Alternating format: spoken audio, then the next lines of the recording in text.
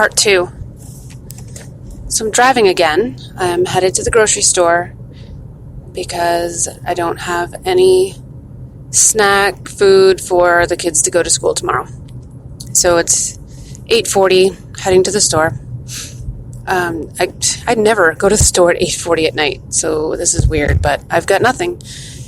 And, I don't know. I'm not sure what's in the bank account. And if the card is rejected, then I'll know. And if not, good. Then we're smooth sailing into tomorrow. But I wanted to follow up with the part 2 because, the podcast that I just did, which was completely reactionary and emotional and over the top, and it was a reflection of what was actually going on in my mind and everything, and that's why I did it. That's why I record. That's why I hit record. That's why I'm doing this. But this is part 2, and I knew there would be a part 2 because I know how this goes. I've been down this road time and time again where, the financial news hits me, I start to panic and go into survival mode. And then what I did not want to leave out, what I never want to leave out, is the fact that whenever I get pushed in that corner and I'm angry, sad, those angry tears, you're really sad, but you're really pissed. For me, that always turns into action. And just like it's a natural reaction for me to figure out what to do next. And I actually work so much better under pressure. Maybe because that's the environment I'm used to. But my best work comes out of me being pushed into a corner. Which is lucky for me because I've been pushed in many corners. So, chicken or the egg, I guess. I mean, I might have always had that personality, or I just might have been pushed into so many corners that, in order to survive, you come out fucking kicking, and that's what I do. And so that's, I'm not really there just yet with this financial issue at the moment, but yeah, I am. There's a shift in my emotional energy already. And I got to the arcade today and I spent the money on the birthday celebration, and because I had to. There's no choice in that. And kept it at a minimum, but made sure everyone had a decent time. I mean, the kids know, I'm not afraid to tell them that, we can't spend money on certain things. So we had a good time. I don't know what's in the bank account, and frankly, I just don't care right now. And I get to the point where I just get angry and say, fuck it. There will never be a time where I'm financially stable enough to be comfortable, so I might as well just be comfortable being uncomfortable. So there. Anyway. So I'm about to head into the grocery store to get snacks for school and then head home and put the kids to bed. And, I'm thinking about it.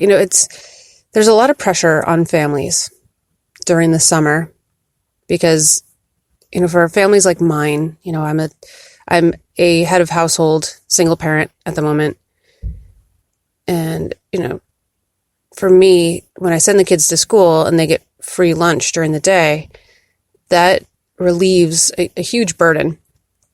And then during the summer, that's not there, and the grocery bill goes up, and that's a real thing. That's real. And so going back to school tomorrow, buying the snacks for school is even, I'm going to go in and spend $30 on what they want, because otherwise, if they don't get what they want, they don't eat it. It gets thrown away and it's wasted. So yeah, it's a financial burden. And, again, if finances weren't so tight, it wouldn't even be an issue. It wouldn't even matter. But it does matter for me. And so I was several people have listened to the podcast that I did this morning, and I've had 2 people reach out and say that this resonates with them and they have felt this way. And I know that. That's why I do it. I know people feel this way, and most people won't talk about it.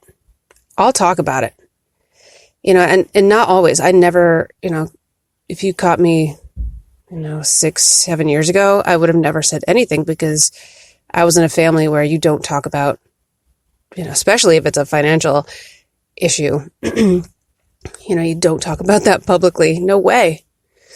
But I'm at the point in my life where, like, fuck that. I mean, if you don't, what are you going to do? You're going to hold it inside and let it tear you apart? And if people judge you for your finances or whatever's going on in your life, in terms of, what I want to get across to people is the complexity of these issues.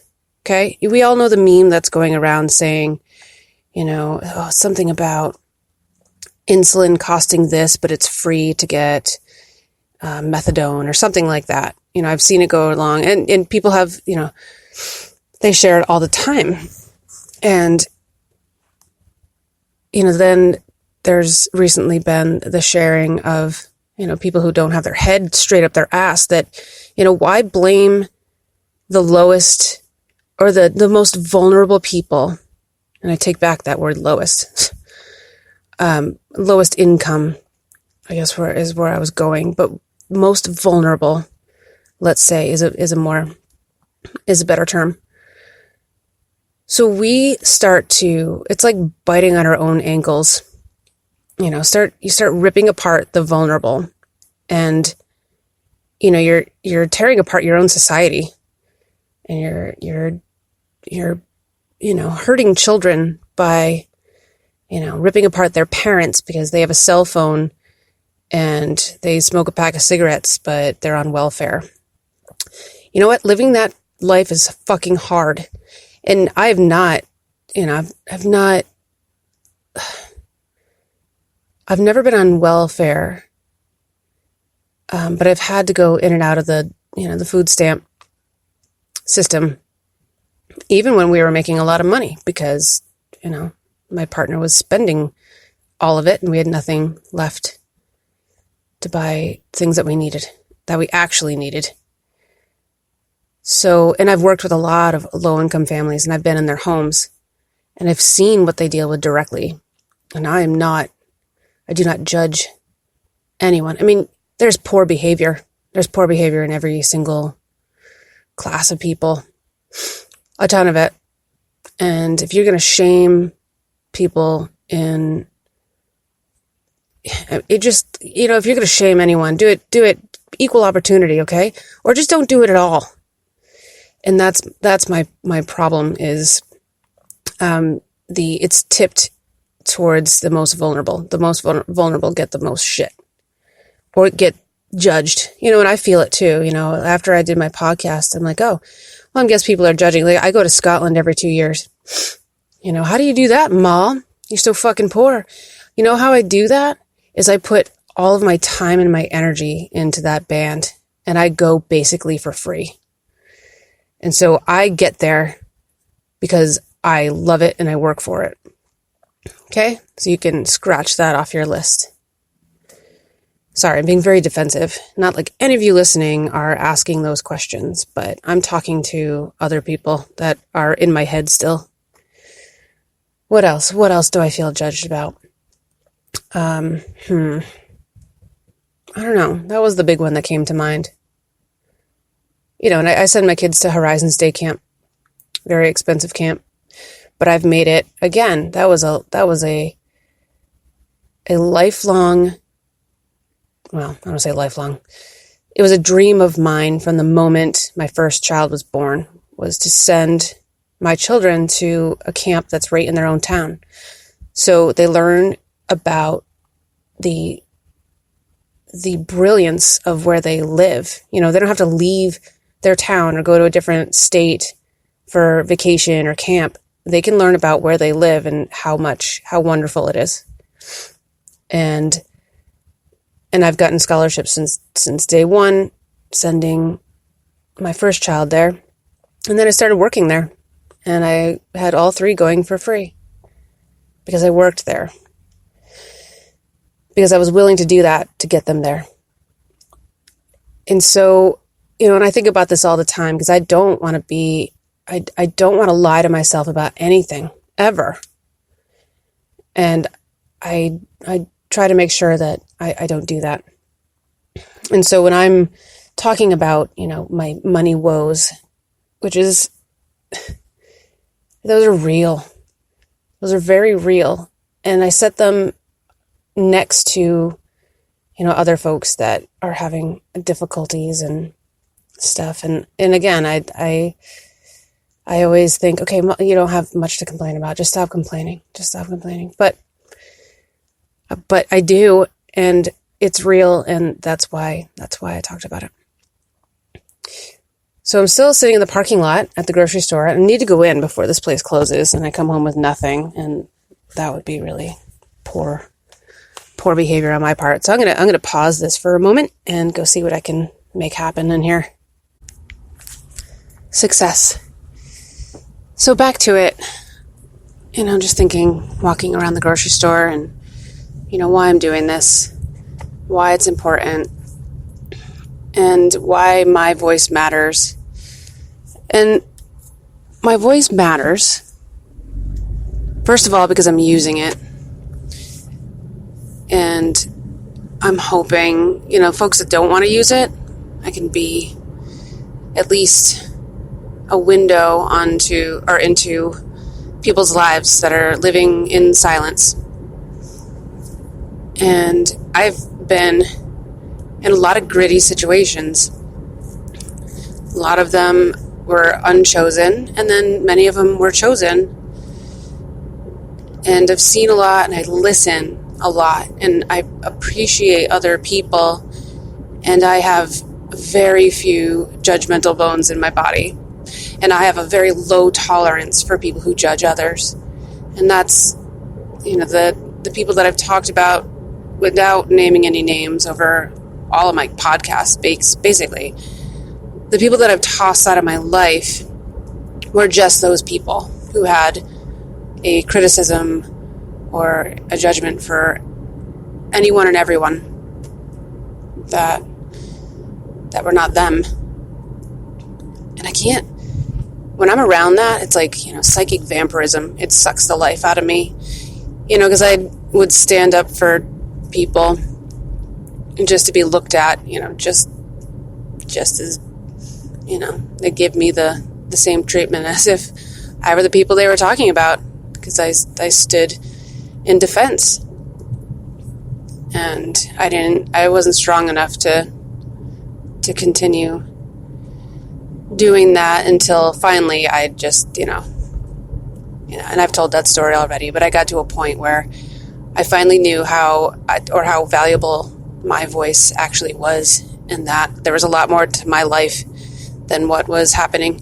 And I tossed those people out, and I have not let them back in. Now I live this really free life where I can talk to anybody I damn well please. I can go to the grocery store and not be shamed for talking to, more than 3 people in one visit.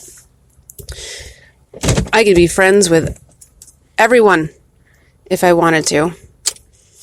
And, I love that. I love connecting with people. I don't care who they are, where they come from. And then another reason why I'm doing this is because I've come to a place in my life, and this is kind of sad, but it's the truth. I've come to a point in my life where speaking out, telling my story, and revealing vulnerabilities will no longer threatens. It no longer threatens me, because I have proven who I am on several occasions. I'm powerful. I act. I do. I love. That's very apparent now. I'm no longer living in somebody else's closet, to be put on whenever